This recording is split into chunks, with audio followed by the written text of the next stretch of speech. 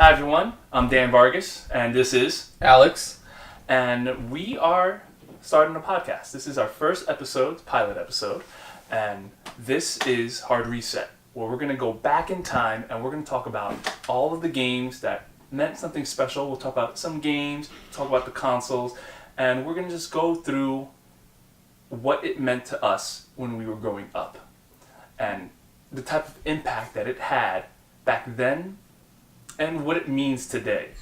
So there's going to be a lot of topics that we're going to cover. And my first topic is top 3 games that mean a lot to us. I'm going to kick it off. And here we go. Let's get this rolling.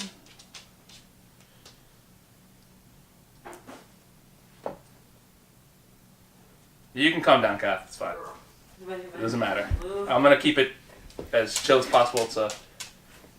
This is just the pilot episode anyways. Alright, so my first game that I'd like to talk about is Resident Evil 2. Resident Evil 2 came out in 1998 on the PlayStation 1. The reason why this game means so much to me is this was probably the first game that I played on the PlayStation. I had never experienced anything like this before. This was the most horrifying experience that I have ever seen. It left me in nightmares as a kid, and I felt like a little punk. I first played it with my cousin. We actually had to use Game Shark codes in order to beat the game because we were too chicken to die in the game. The game, what was special about it was that it wasn't just one story that we were playing.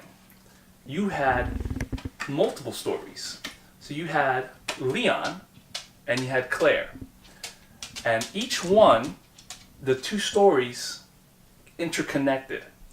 So while one was doing something in the game, the other one was somewhere else with their own experience.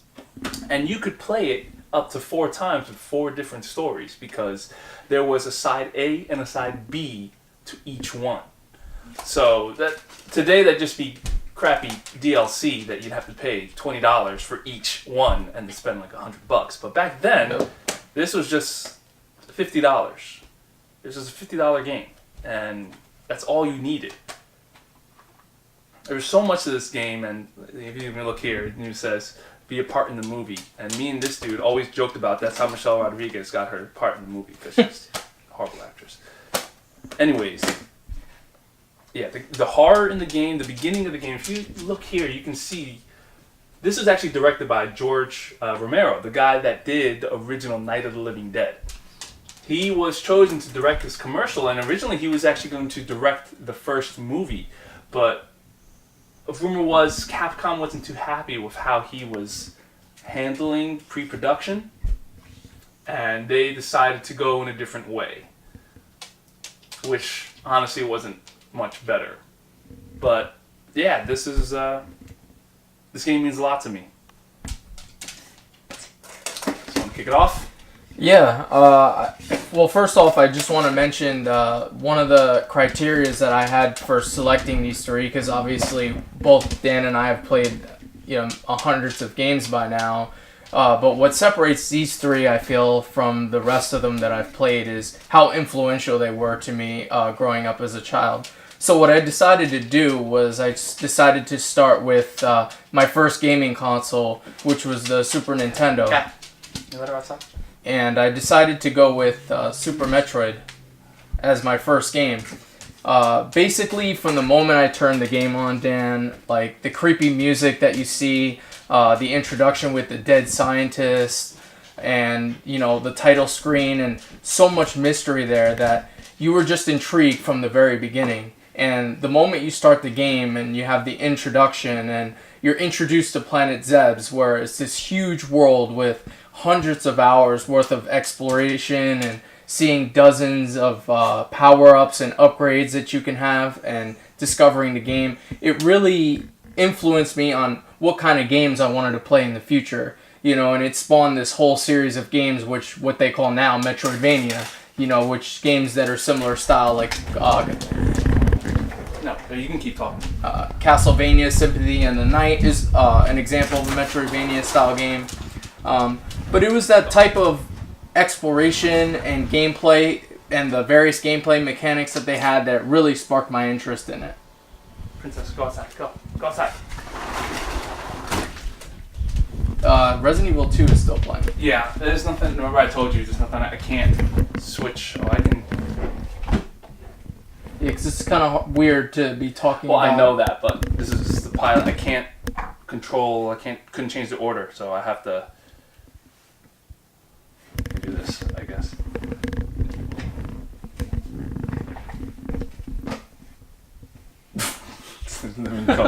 Yeah, I have to edit all of these. Okay. Well, regardless, I think the biggest thing was the atmosphere, the music, the story, the gameplay. When all mixed together, it really has to be hands down not only my favorite game on the SNES, but probably my favorite game of all time. Period. I'd have to say definitely. Go ahead, Dan. All right.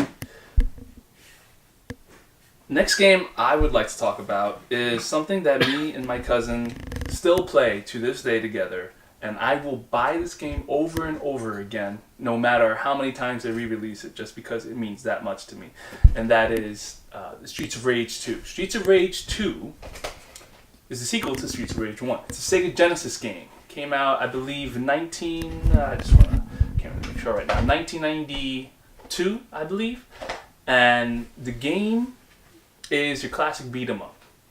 It actually took inspiration from the Capcom story of Final Fight, but it took it just a bit more. And it was using their own new engine that they used for the game.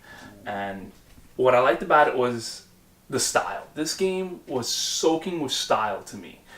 From the music to the colors that they used is very vibrant, and it just kind of made you want to keep playing, keep with the beat. And you had the characters to choose from, Axel, Blaze, and Max, and they're overly stylized. They each had their own special combo, and they all had their special move sets. And there's just so much in this game that you could do.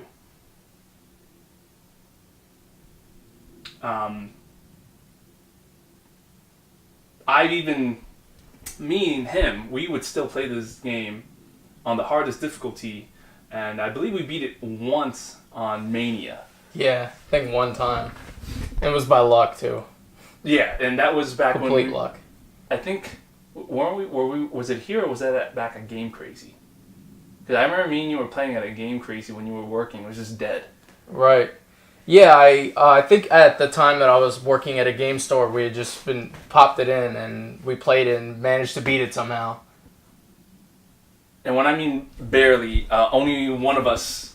Yeah, I got game over during the elevator fight when you get to Mr. X in the elevator, and you had just finished the last boss on your own. I didn't even have I think I had one life left. Right. And I had to play the cheapest way possible in order to beat him. But yeah, those are good memories right there. All right. Let's go to you. Your next game. Just like Dan chose Resident Evil 2, I'm actually deciding to choose Resident Evil 3, although I do agree with you that the general consensus is that Resident Evil 2 was the best of the original 3. And in many ways it was. The introduction of the Side A and Side B, having Leon and Claire, definitely was something unique, and it was something that only Resident Evil 2 did. And it was still one of the greatest things about it. But the reason why I chose Resident Evil 3, the biggest reason, is just the atmosphere. I think the introduction of Nemesis and having this creature chase you all throughout the game really generated this level of suspense that I feel the other Resident Evils were never able to really accomplish. I did like Nemesis. Nemesis, even with the newer Resident Evil games, it never felt the same. They tried to have something like that. What was it, Lisa? Lisa. And you know what? I'd have to say that the Resident Evil remaster is a close second in terms of like the suspense it generated. You know, sitting back and playing Resident Evil 2 now versus before, you know, there was definitely a level of scare back then, but we were a lot younger, we were less exposed, and we didn't play as many horror games.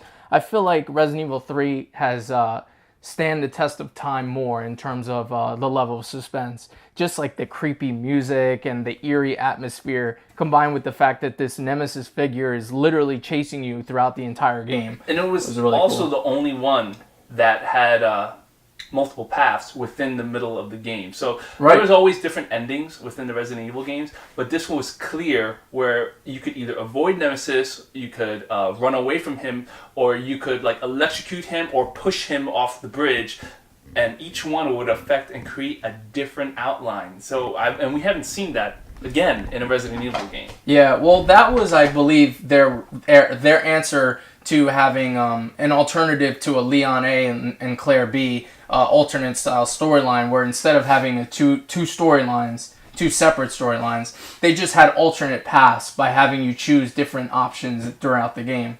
But definitely, you know, without a doubt, for a Resident Evil nerd like me, it stands out more than the other two previous games, simply because of the extra features that were added, including the Nemesis, you know, the fact that you can manipulate your ammunition with the reload tool, the introduction of the quick turn. It just made things great for me, you know. So. Yeah. And rumor was that Nemesis was inspired by Sagat from Street Fighter. They even have some of the same heights and same poses. Yeah. The way he grabs you by the neck. It's similar to a grab attack that Sagat has, and you can actually see some posters online with comparisons showing the similarities. And when we redo the video, we definitely have to add that. Yeah. All right. My last game that I want to talk about is something that I feel was amazing and great when it first came out. And this goes back to why I liked Resident Evil 2, because it had a very film-like atmosphere. It was the first time you didn't feel like you were playing a game. It felt like you were playing a movie. And that's Metal Gear Solid. Yeah, Metal Gear Solid was a very different game. There's not many games where the idea is to stay away from the enemies, try to hide, and just try to get through the level without being found. Most games at the time were just, you know, you see an enemy, you shoot them, and you eliminate them immediately. But Metal Gear was different. And it was also the first time that I had played a game that was with cutscenes almost to like 15 minutes long. It was a 2-disc game, and I don't have the discs inside the game right now, but you starred as Solid Snake. And everybody knows who Solid Snake is today, but nobody knew who he was back then. Actually, this is the third in the series. The first two was Metal Gear 1 and then Metal Gear 2. This one here was the first time it went full 3D. The other two were on a system that I'm not even sure if it came out. I believe it's NES. Yeah. The first one came out on NES. The second one did not. The second one came out, I think, on like Amiga or something like that. And it wasn't. I don't even think it was brought to America. Probably not. No. I think you were only able to get it once they released the anniversary edition. Yeah. That had like everything inside it.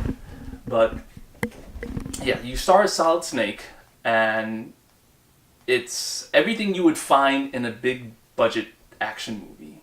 You have to infiltrate the base, save the girl, and then save the world. Like, there's some of the features that inside this game that stood out were one particular boss, and his name was Psycho Mantis.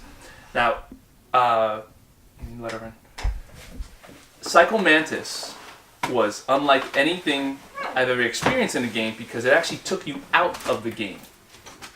One of the crazy features that the game had was that it would read your memory card. So his special power was that he could read minds, he's telekinetic, and there's a point in the game where it's meant to freak you out, where it reads the games that you have in your memory card, and he starts speaking it to you and starts intimidating you. And the only way to actually beat the boss is by using the second controller port, because he would actually read your button inputs before you press it. So he was always one step ahead of you. And when you plug your controller into the second port, he actually says, I have trouble reading your mind. What's going on? And there had never been a game that had done anything like that before. Kojima, who's the director of pretty much all of them, was always one to think outside the box, to try to take you to an area of the game where like you were never, no one's had ever thought of before. And he's still known for doing that today with even some of his failed attempts like the new Silent Hill that never came out. To even when you are looking for the Colonel's, was it daughter? Yeah. You have to find her codec, which is how you communicate with all the members in the games here. It's before cell phones were popular or anything, he would just tap his ear and he could communicate with whoever he needs to communicate with. And in order to get the codec, the number for that person, you would have to actually look behind the game box. And if you look right here, it's actually right there in the bottom. It says Meryl. And in the game, he actually recommends, you should look behind the game box. And if you didn't have the game box, then you're kind of screwed. There's nothing you could really do about that. The codec system was like really fascinating to me, like the way it was incorporated where you can actually, like you said, use the codec system to actually progress in the game. So there were points where you would get trapped in certain areas and you would look into your codec system and communicate with certain people like Otacon and things, people like that, and they would help you like strategize and what to do next. Mm-hmm. And it was really, like Dan said, the fact that all these gameplay mechanics were incorporated into the game is really what separates it from any other game we've ever played before. You know, Hideo, I tip my hat off to like his creativity on that, definitely. Yeah, this is... The other ones, in my opinion, started getting a bit too... the story was getting too convoluted, and I believe Kojima did want to end it by like 3. But probably pressure from Konami. I would assume that, because it was a big money grabber. You know, just having the name Metal Gear, automatically guaranteed sales because it just became that big of a cult phenomenon. Yeah, but Metal Gear, definitely a game that I still play today. I just beat it not too long ago, again on my Vita. I love it. Yeah, I would definitely add it to my top 10 games. It's up there for me as well, for many of the reasons you said. All right, and your final game? The third game was probably the hardest choice for me, because in choosing this game, I completely skipped over an entire generation of gaming for me, which was the PlayStation 2. I'd have to say that the PlayStation 2 has some of my favorite games, but nothing influenced me the way BioShock did on the PlayStation 3. One of the reasons why is, for me, it's a cinematic masterpiece, just like Metal Gear Solid. You have this game where the moment it starts, you're just trapped in this world, and you have no idea what's going on. You're clueless. You're introduced into this underwater city called Rapture. And this character, Andrew Ryan, who ends up becoming the main antagonist of the game, is the creator of Rapture. And in a nutshell, without doing too much spoiling, essentially he wanted to create a city of his own because he was tired of the oppression that he was getting from regular society. And he has to be, bar none, one of the greatest antagonists in any video game for me. Just the fact that he's not actually wrong, in his thought process. It's just that throughout the game you hear these audio logs and he explains to you the entire background of Rapture, why it was created and why it failed. And you can sympathize with the character. I think that's what makes a true villain. To be able to sympathize with the character and say to yourself, it's not necessarily that this person started with bad intentions, but ended up, self-destructing. And like they say, power corrupts, absolutely. And it introduced a couple things that I thought were interesting. Like I said, the audio logs. Games like Resident Evil had files that kind of revealed the plot line, but the audio logs were a nice touch because you can continue the game. It didn't stop the game, so you can continue progressing throughout the game while you listen to the story. Were there other games that did that before? I'm not sure because it is a spiritual successor to System Shock too, and I'm not sure if System Shock incorporated that. I know that Dead Space did. Dead Space came out way after. Yeah, this, basically after BioShock came out, it kind of mainstreamed that whole thing. There were a couple games that were released after that started doing the same thing, incorporating that. But a lot of the gameplay mechanics were really fascinating to me. The whole Big Daddy thing was really fascinating, but there's so many elements of the game and that were fascinating, and it sparked this trilogy of games. And in the game, you didn't die. You would always. They treated dying as a. They actually had. What was it? It wasn't like respawning. It was those chambers. Right. It's similar to like how Super Metroid. You're like you say that save point where you spawn in that little chamber and it like revitalizes your functions. But yeah, it was very fascinating how like unique everything was. The plasmids, the whole plasmid thing, how it literally restructures your DNA so that it essentially gives you mutant powers. You can spit fire, you can shoot ice from your hands and your fingertips, and manipulate gravity and stuff like that. But it was ultimately those powers that caused everybody to go insane, and that's why. There's the villains, they call them splicers in the game. And those are the people that you encounter that try to kill you because they've gone mad. And it had a lot of role-playing elements, right? With the fact that you could, with those powers, you could upgrade them over time. And you could choose how you wanted to upgrade and what you wanted to do. Yep. And he's using the little bug-infested plasmid to distract the Big Daddy. But yeah, that was a... And I really think that the fact that the game was in first person really helped envelop you into the world. Because if it had been third person, like a Dead Space or something like that, I don't think you could have been as invested in the characters and the story as much. Because this whole first person view is really what gives it that, like, I am trapped in this world myself. It was also one of the first games to... It was on the 360. I think it came out 360 first, and then eventually PS3. Is that what happened? Possibly. Well, it was the first game of this generation, the 360 PS3 generation, that actually showcased amazing graphics. People were waiting for that killer app that actually had the graphics, the power that they were searching for. Just like for this generation, we were searching and searching for it, but we couldn't exactly find it. Right. That's why we now have the PS4 Pro and the VR Xbox, and all those Xbox things. One X. We've come to a point where we need more than just graphics in order to capture you into the game, which is something that's nice that once VR actually picks up, we might see unique stuff again.